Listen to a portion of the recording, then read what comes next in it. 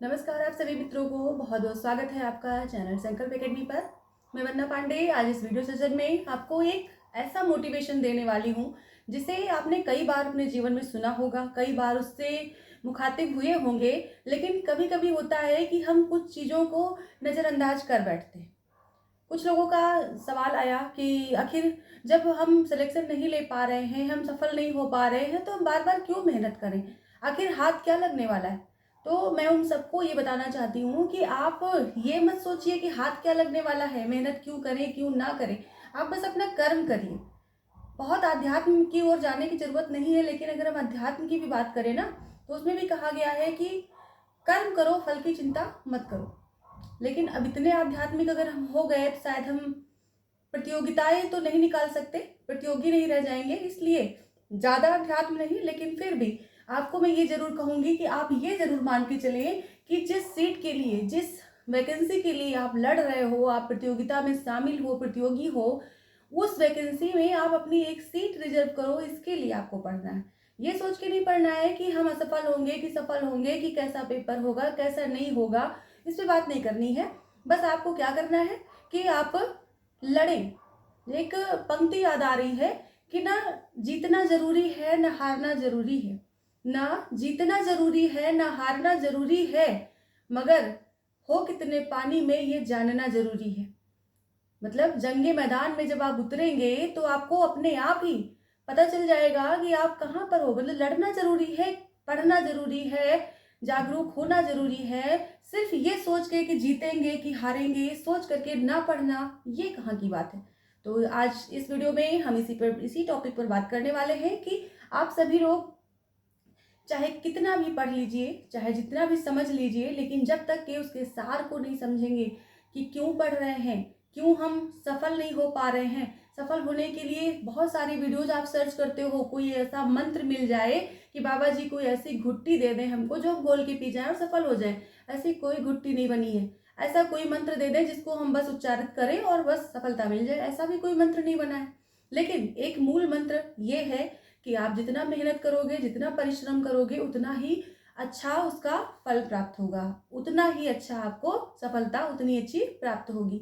तो उम्मीद है कि आप लोग इस बात को समझ रहे होंगे, सहमत होंगे, और आगे इसी तरह से हम लोग इस टॉपिक पर बात करेंगे। रही बात हमारे पाठ्यक्रम की, हमारे साहित्य की, हिंदी साहित्य की, तो उन सभी में आप सभी लोग जो भी कुछ पढ़ रहे हो, बहुत अच्छा पढ़ रहे हो, बहुत अच्छी तैयारी कर रहे हो, लेकिन कोई ना कोई एक क्वेश्चन डाल दिया करो अपने दिमाग में, जो कि रात भर होमवर्क किया करें। सोने से पहले आप कुछ ऐसा सर्च करो, मतलब कुछ ऐसा देखो, कोई ऐसी बुक देखो जो आपके दिमाग को कंसंट्रेट करे, मतलब आपके दिमाग में वो क्वेश्चन चलता रहे। तब जा करके आप कहीं ना कहीं लक्ष्य को ढूंढ पाएंगे, यानी कि पा पाएंगे।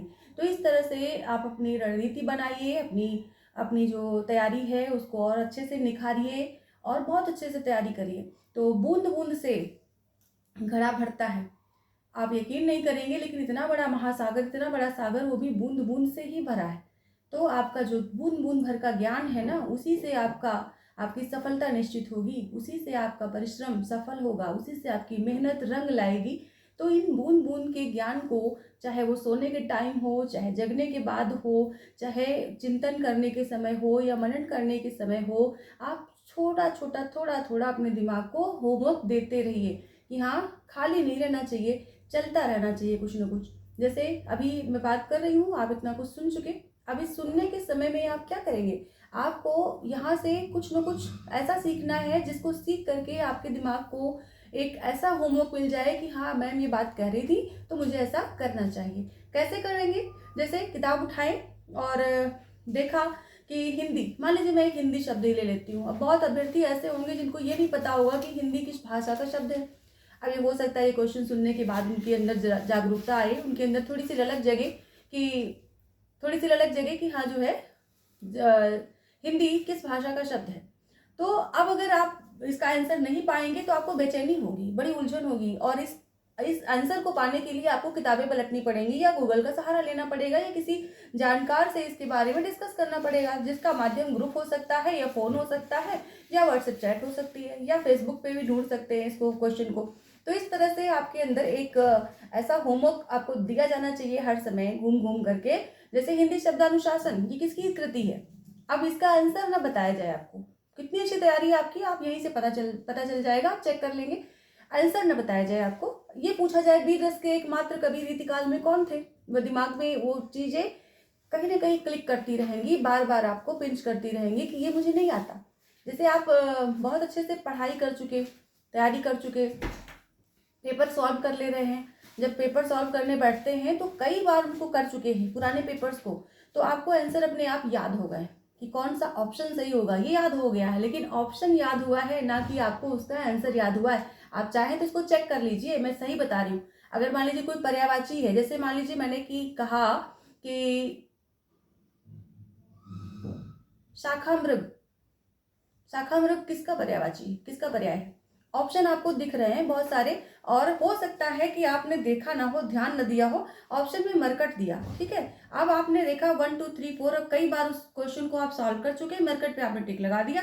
लेकिन अगर यही क्वेश्चन ऑप्शन बदल करके आए या आपसे ये पूछा जाए मरकट किसका पर्यायवाची है, तब आप कंफ्यूज हो जाएंगे, आप शाखा मृग को नहीं पहचान पाएंगे कि बंदर का पर्यायवाची है। तो इस तरह की तैयारी करने से बचें, बार बार बार बार प्रैक्टिस करें, अभ्यास करें, लेकिन अभ्यास करने पर भी पूरी तरह से इतना डिपेंड ना हो जाए कि आपको ऑप्शन याद हो जाए, आपको वो आंसर याद करने हैं। बार बार मैं ये बात कहती हूँ, तो इस तरह की तैयारी करिए। तो उम्मीद है आप लोगों को ये सेशन अच्छा लगा होगा। अच्छा लगे तो लाइक करें, शेयर करें, चैनल पर नए सब्सक्राइब करें, और आपके कोई भी डाउट हो, किसी भी तरह की कोई समस्या हो जो पढ़ाई से रिलेटेड हो, जो पढ़ाई में व्यवधान उत्पन्न कर रही हो, उससे आप हम तक पहुंचाएं, हम उस पर जरूर डिस्कस करेंगे, जरूर आप तक वीडियो पहुंचाएंगे। और उम्मीद है कि आप लोग बहुत अच्छे से सुन रहे होंगे, पढ़ रहे होंगे, समझ रहे होंगे, और अपने उज्जवल भविष्य की ओर एक कदम, बेहतर कदम बढ़ा रहे होंगे। धन्यवाद।